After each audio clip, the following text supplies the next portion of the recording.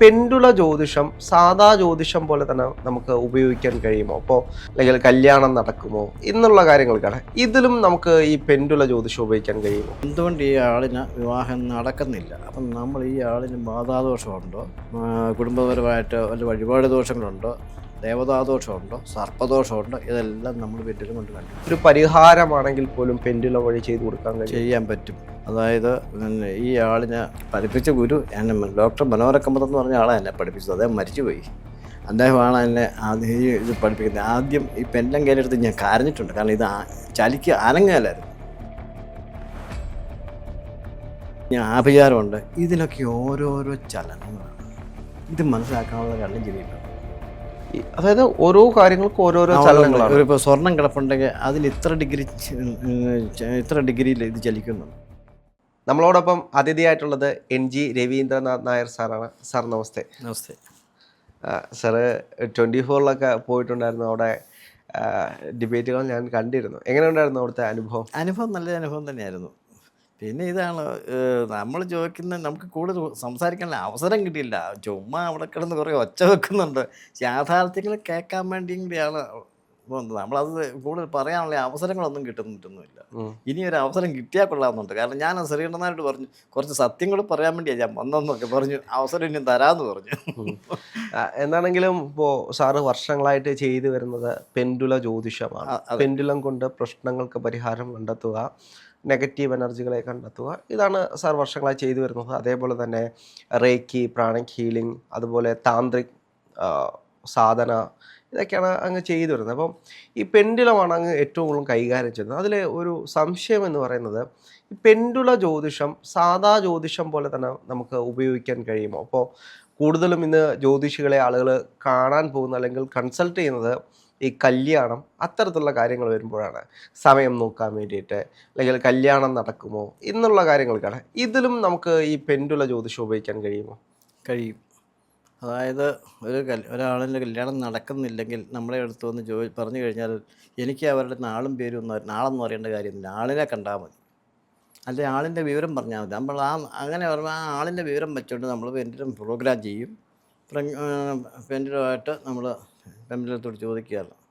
എങ്ങനെയാണ് നമ്മൾ ഇപ്പോൾ ഒരു കല്യാണം, ഇപ്പോൾ എനിക്ക് കല്യാണ യോഗം ഉണ്ടോ ഇല്ലയോ എന്ന് എങ്ങനെയാണ് ഒരു പെൻഡുലം നോക്കിയിട്ട് പെൻഡുലത്തിനോട് ചോദിച്ചു കഴിയുമ്പോൾ പിന്നെ അതിൻ്റെ ഉള്ളതാണെങ്കിൽ പോസിറ്റീവായിട്ട് ചലിക്കും, ഇല്ല നെഗറ്റീവ് ചലിക്കും. അതിൻ്റെ കാരണങ്ങളെപ്പറ്റി നമ്മൾ പെൻഡുലത്തോട് ചോദിക്കും. അപ്പോൾ നമ്മൾ അങ്ങോട്ടങ്ങോട്ട് ചോദ്യങ്ങൾ തയ്യാറാക്കിക്കൊണ്ട് വേണം ചോദിക്കാൻ.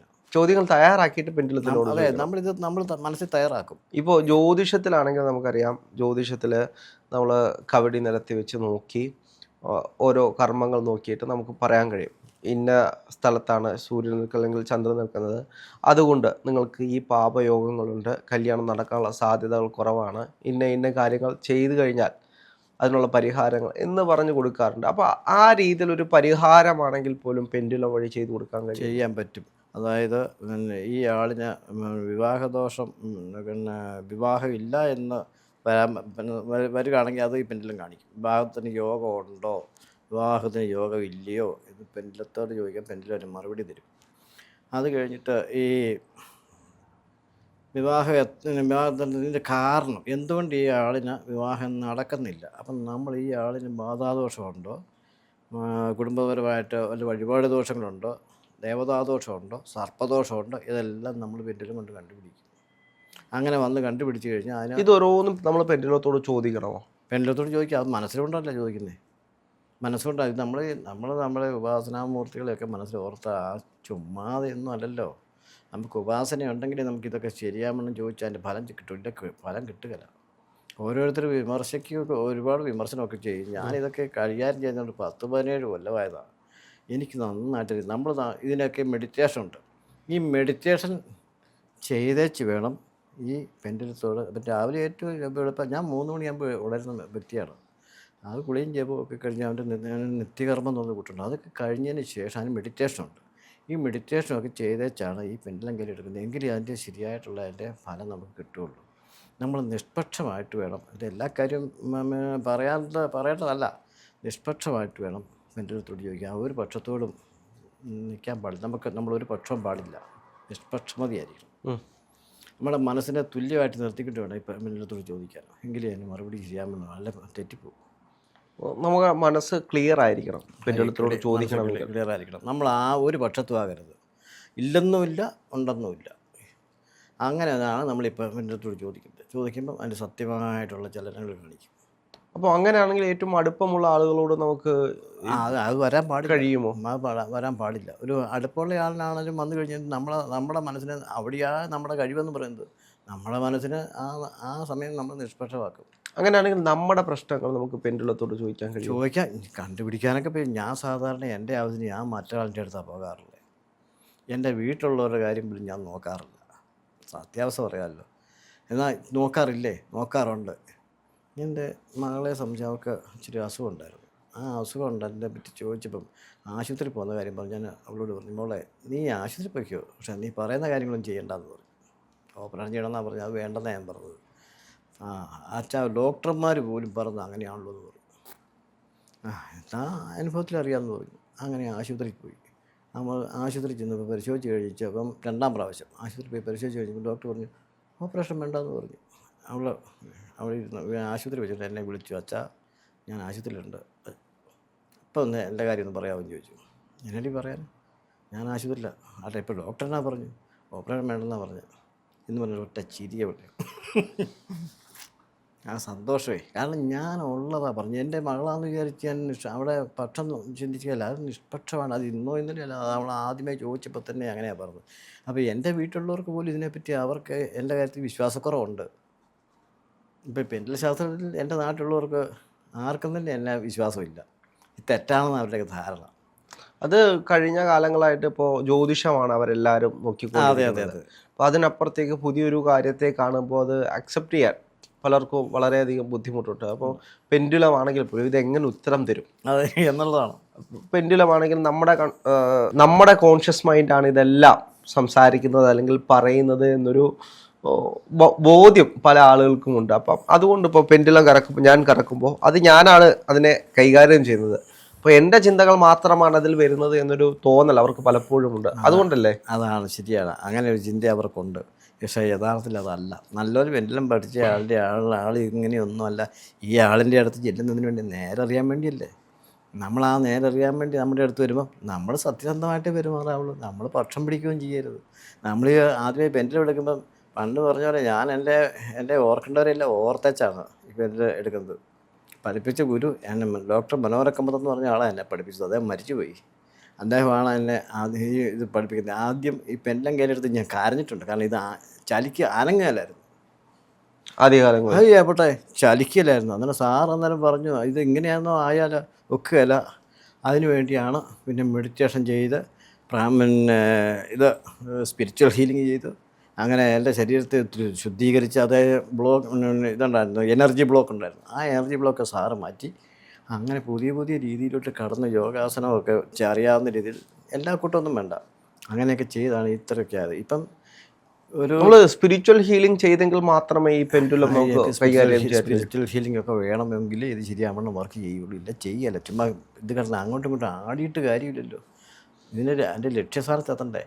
സാറേ ഇതിന് ഓരോ ഒന്നുണ്ട്. അതായത് ഭൂമിയിൽ സ്വർണം വെള്ളി ഇങ്ങനെയൊക്കെ ഉണ്ട്, അതുപോലെ മെർക്കുറി ഉണ്ട്, ഇരുമ്പുണ്ട്, കരിയുണ്ട്, ആഭിചാരമുണ്ട്. ഇതിനൊക്കെ ഓരോരോ ചലനങ്ങളാണ്. ഇത് മനസ്സിലാക്കാനുള്ള കണ്ണും ചെവിയും വേണം. അതായത് ഓരോ കാര്യങ്ങൾക്കും ഓരോരോ ചലനങ്ങളാണ്. ഇപ്പോൾ സ്വർണം കിടപ്പുണ്ടെങ്കിൽ അതിന് ഇത്ര ഡിഗ്രിയിൽ ഇത് ചലിക്കുന്നുണ്ട്. ഓരോന്നിനും ഉണ്ട്. സ്വർണ്ണമാണേലും ഇരുമ്പാണേലും മെർക്കുറി ആണേലും കരിയാണേലും അങ്ങനെയൊക്കെ അതിനൊക്കെ ചാർട്ടറുണ്ട്. ആ ചാർട്ടറെ വെച്ച് ഇതൊക്കെ മനസ്സിലാക്കണം. അപ്പോൾ അതിനകത്തൊക്കെ ഇതിനൊക്കെ കണക്കുണ്ട്. ആ കണക്ക് പ്രകാരമൊക്കെ ഇതിൻ്റെ അടിയിൽ കിടക്കുന്ന എന്താണെന്ന് വരെ നമുക്കറിയാൻ പറ്റും. അത് ഒരു മണ്ണിൻ്റെ അടിയിൽ കിടക്കുന്നത് എന്താണെന്ന് പറയും. അത് ഇന്നതാണോ കിടക്കുന്നത് നമ്മൾ പെൻഡുലത്തോട് ചോദിക്കും. അതിൻ്റേതായുള്ള ചലനത്തിൽ കാണിച്ചു തരും. കാണിക്കുമ്പോൾ നമുക്കറിയാം. ഇപ്പം ഒരു ബ്ലാക്ക് മാജിക് ഒരിടത്ത് കിടക്കുക, അത് കിടന്നു കഴിഞ്ഞാൽ കണ്ടുപിടിച്ച് വെച്ച് അതോ ചിലപ്പോൾ മിക്കവാറും ഇത് എന്തിനു മാന്തണം. അപ്പം ഞാൻ പെൻഡുലത്തോട് ചോദിക്കും എന്തിനു മാന്തണം, എന്തിനു താഴണം, അരയടിയാണോ ഒരടിയാണോ, അരയടി ആദ്യം മതിയോ, പോരെങ്കിൽ പോരെന്ന് കാണിക്കും, ഇല്ലെങ്കിൽ അല്ല മതിയെങ്കിൽ മതിയെന്ന് കാണിക്കും. ഞാൻ പറയും ഇത്ര കാണിച്ചാൽ മതി. ഉടനെ അവരത്ര മാതും. അന്നൊക്കെ സാധനം കാണും. കുഴൽക്കിണർ കുത്തുന്നു, ഈ പറയുന്ന പെൻഡിലും കൊണ്ടാണ് ഞാൻ ഇത് കണ്ടുപിടിക്കുന്നത്. അതിന് മണ്ണെത്ര, കാലിനെന്ത് മാത്രം, ആഴം എന്തോ, ഇതൊക്കെ കണ്ടുപിടിക്കും. ഇത് താഴെ വെള്ളമുണ്ടോ ഇല്ലയോ വെള്ളമുണ്ടോ ഇല്ലയോ എന്ന് അത് വെള്ളത്തോട് ചോദിക്കും.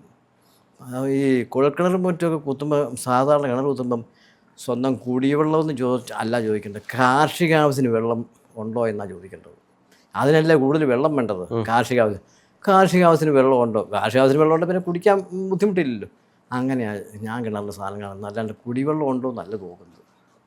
കാർഷിക ആവശ്യത്തിന് ഇവിടെ വെള്ളമുണ്ടോ, ഇത്രയാകുമ്പം എന്തേലും താഴെ വെള്ളം ഉണ്ടോ എന്ന് ആദ്യം കണ്ടുപിടിച്ച് കഴിഞ്ഞാൽ പിന്നെയാണ് ബന്ധത്തോട് ചോദിക്കുന്നത് ഇത് എത്ര അടി താഴണം. അപ്പം നമ്മൾ ഇത്ര അടി താഴ്ന്നാൽ മതിയോ, ഇത്ര അടി അങ്ങനെ അങ്ങോട്ട് ചോദിക്കുകയായിരുന്നു. അപ്പോൾ അതിന് മറുപടിയാണ് കിട്ടുന്നത്. അപ്പം പോരാ എന്നുണ്ടെങ്കിൽ അത് ആ രീതിയിൽ ചലിച്ച് കാണിക്കും. മതിയെന്ന് കാണിപ്പോൾ അതവിടെ ആ രീതിയിൽ ചലിച്ച് കാണിക്കും. സാറിൻ്റെ ഇത്രയും വർഷത്തെ എക്സ്പീരിയൻസ് ഇടയ്ക്ക് എത്ര കിണറുകൾ? കിണർ ഞാൻ ഒരുപാട് സാധനം കണ്ടിട്ടൊന്നുമില്ല. കാരണം ഞാൻ പരസ്യമില്ലല്ലോ. ഇപ്പോഴല്ലേ ഈ മനുഷ്യൻ ഇത് അറിയാൻ തുടങ്ങിയത്. ഞാൻ നമ്മുടെ നാട്ടിലുണ്ടോ ഇപ്പോൾ ഇത് ഞാൻ വലിയ ശാസ്ത്രം പഠിച്ചെന്ന് ഞാൻ എൻ്റേതായുള്ള ആവശ്യം കൊണ്ട് നടന്നല്ലാതെ എൻ്റെ അടുത്തും കൂടുതലൊന്നും ആരും വരാറൊന്നുമില്ലായിരുന്നു. കാരണം ഞാൻ പത്രത്തിൽ പരസ്യം കൊടുത്തിട്ടൊന്നുമില്ല. ഈ മീഡിയക്കകത്ത് വന്നതിന് ശേഷമാണ് പുറത്തുള്ള ആൾക്കാർ ഇങ്ങനെയുള്ള സംഭവത്തെപ്പറ്റി അറിയുന്നത് എന്നെ വിളിക്കുന്നത്. ഞാൻ തൊട്ട യാതൊരു പ്രസ്ഥാനങ്ങളും സംഭവങ്ങളും പരാജയപ്പെട്ടിട്ടില്ല. കാരണം എന്നെക്കൊണ്ട് കൊള്ളുന്നതേ ഞാൻ പിടിക്കുകയുള്ളൂ. എന്നെക്കൊണ്ട് കൊള്ളുകയില്ലാത്ത ഞാൻ തലയിടാൻ പോവുകയില്ല. ഞാൻ ഒരുത്തരം ചുറ്റിക്കുകയില്ല. സത്യം. ഇപ്പോൾ ഇതിൽ നമുക്ക് എന്തെങ്കിലും ബിസിനസ് തുടങ്ങണം അല്ലെങ്കിൽ അങ്ങനെയുള്ള കാര്യങ്ങൾ എങ്ങനെയാണ് തുടങ്ങുന്നത്? ബിസിനസ് തുടങ്ങണം അങ്ങനെയൊക്കെ ഉണ്ടെങ്കിൽ അതിനെപ്പറ്റി ചോദിച്ചാൽ അതിന് മറുപടി കിട്ടും. അതിന് മറുപടി പറയും. അതിന് ഇത് പിന്നെ പോസിറ്റീവാണോ നെഗറ്റീവാണോ എന്നുള്ള വിവരം പറയും. നമ്മൾ തുടങ്ങാൻ പോകുന്ന ബിസിനസ് വിജയിക്കുമോ ഇല്ലയോ അത് പറയാൻ പറ്റും. അത് സത്യമായിരിക്കും. ഇപ്പോൾ നമുക്ക് ഏത് ബിസിനസ് തുടങ്ങണമെന്ന് ബോധ്യമില്ലാതിരിക്കുന്ന ഒരാൾ, അയാൾ എന്ത് ചെയ്യും? അപ്പോൾ ആ ആളിനോട് എന്തൊക്കെ ബിസിനസ് ചെയ്യാൻ താല്പര്യമുള്ളതെന്ന് ചോദിക്കും. അപ്പോൾ ആൾ പറയും ഇന്ന ബിസിനസ് എനിക്ക് താല്പര്യമാണ്, അല്ലെങ്കിൽ എൻ്റെ ഹോട്ടൽ നടത്തണം, അല്ലെങ്കിൽ എനിക്ക് വലിയ പലചരക്കടയാണ്, അല്ലെങ്കിൽ എനിക്ക് മറ്റ് സാധനങ്ങൾ വിൽക്കുന്ന അലങ്കാരക്കടയാണ്. അപ്പോൾ ഇതിന് ഏതാണ് താല്പര്യം? അപ്പോൾ ഈ ആളിന് യോജിപ്പ് ഏതാണെന്ന് ഞാൻ പെൻഡിലത്തോട് ചോദിക്കും. അപ്പോൾ പെൻഡിലം ഓരോന്ന് ചോദിച്ചപ്പം കൊള്ളുന്നതാണെങ്കിൽ കൊള്ളാമെന്ന് പറഞ്ഞ് കാണിച്ചു തരും, ഇല്ലെങ്കിൽ ഇല്ലെന്ന് കാണിച്ചു തരും. അന്നേരം ഇന്ന ചെയ്യാൻ പറയും. ഇതിപ്പോൾ ഒരു പ്രശ്നം എന്ന് പറയുന്നത് ഇന്ന് പലരും ദൂരദേശങ്ങളിലാണ് ഇരിക്കുന്നത്. അപ്പോൾ ഇത് ചെയ്യുമ്പോൾ ആളുടെ പ്രസൻസ് വേണ്ടേ? എങ്ങനെ ചെയ്യുമ്പോൾ പെൻഡിലം വെച്ച് നമ്മൾ ചോദിക്കുമ്പോൾ ആൾ നമ്മുടെ അടുത്ത് ഉണ്ടെങ്കിൽ നല്ലത്, ഇല്ലെങ്കിലും കുഴപ്പമൊന്നുമില്ല. ആളിൻ്റെ ഒരു ഫോട്ടോ കിട്ടുകയാണെങ്കിൽ നമുക്ക് ധാരാളം മതി. അല്ലാതെ ആളെ അടുത്ത് വേണമെന്ന് യാതൊരു നിർബന്ധവുമില്ല. ഫോട്ടോ മാത്രം മതി. പിന്നെ ഞാനിവിടെ ഇസ്രായേലിലിരിക്കുന്ന ആളിനെ ഹീൽ ചെയ്തിട്ടുണ്ട്. ഇസ്രായേലിലിരിക്കുന്ന ആളിനെ വീഡിയോ കോളിൽ വിളിച്ചു വരുത്തി ഞാൻ ഹീൽ ചെയ്തിട്ടുണ്ട്. പെൻഡിലം വെച്ച് ചെയ്തിട്ടുണ്ട്. പെൻഡിലം കൊണ്ട് മാത്രമല്ല വേറെ പല സാധനം കൊണ്ടും ഹീൽ ചെയ്തിട്ടുണ്ട്. അവരെ നെഗറ്റീവ് എനർജി അവർക്കുണ്ടായിരുന്നു. അവരുടെ വിഷമം കൊണ്ട് എന്നോട് വീട്ടിലുള്ളവർ അവരെ വിളിച്ച് പറഞ്ഞ് ഞാൻ അവിടെ ചെന്നു. ഞാൻ പറഞ്ഞു, അന്നേരം പറഞ്ഞു ഇസ്രായേലിലാണ്, വീഡിയോ കോൾ വിളിക്കാൻ പറഞ്ഞു. വീഡിയോ കോൾ വിളിച്ചപ്പോൾ അവരുടെ എനർജി ബോഡി അവിടെ വന്നു. ഞാൻ ഹീൽ ചെയ്ത് കിട്ടുക, ഒരു കുഴപ്പമില്ല, സുഖം. അങ്ങനെ എത്ര പേരുടെ ചെയ്തിരിക്കുന്നു വീഡിയോ കോളിൽ. അവരുടെ എനർജി ബോഡി അവിടെ വരും. എൻ്റെ പൊന്നു സാറേ, ഇതിൻ്റെ പണി എന്ന് പറഞ്ഞാൽ എന്നതാണെന്നാണ് ഉദ്ദേശിക്കുന്നത്. പെൻഡിലെന്ന് പറഞ്ഞ് കാണുക ഇത്ര നിങ്ങളുടെ സാധനമാണ്, നിസ്സാരമാണോ? എന്നതാ സാറേ കണ്ടുപിടിക്കാൻ പറ്റാത്തത്? കാണാതെ പോയ സാധനം കണ്ടുപിടിക്കാൻ പറ്റും സാറേ. ഒരു അനുഭവം, ഒരു വീട്ടിൽ ചെന്ന് കഴിയുമ്പം എന്നോട് പറഞ്ഞു, ഒരു 2 പവൻ്റെ മാല കണ്ടില്ല, മോഷണം പോയെന്നാണ് തോന്നുന്നു പറഞ്ഞു. ഞാൻ ആ പാടെ ആലോചിച്ച് പെൻഡിലെടുത്ത് പ്രോഗ്രാം ചെയ്ത് നോക്കിയിട്ട് ഞാൻ പറഞ്ഞു സാധനം ഇവിടെ തന്നെയുണ്ട്, കിടക്കുന്നവരും കാണിച്ചു തരാമെന്ന് പറഞ്ഞു. ഞാൻ പ്രോഗ്രാം ചെയ്തിട്ട് പെൻഡിലത്തോട് ആവശ്യപ്പെട്ടു, ഇത് എവിടെയാണ് കിടക്കുന്നതെന്ന്. കിടക്കുന്നിടത്തോട്ട് ചലിച്ചെന്ന് എവിടെയാണെന്നറിയോ? കക്കൂസിൻ്റെ ക്ലോസറ്റിൽ. ഞാൻ പറഞ്ഞു ഇതിനകത്ത് കിടപ്പണമെന്ന് പറഞ്ഞു. എങ്ങനെ ഇതിനകത്തുനിന്ന് മകൻ അച്ഛനോട് കാശ് വെച്ചപ്പോൾ കാശ് കൊടുക്കാതെ ദേഷ്യത്തിന് മേശപ്പുറത്തിനടുത്ത് ക്ലോസറ്റിൽ കൊണ്ട് ഏർ വെച്ച് കൊടുത്തത്.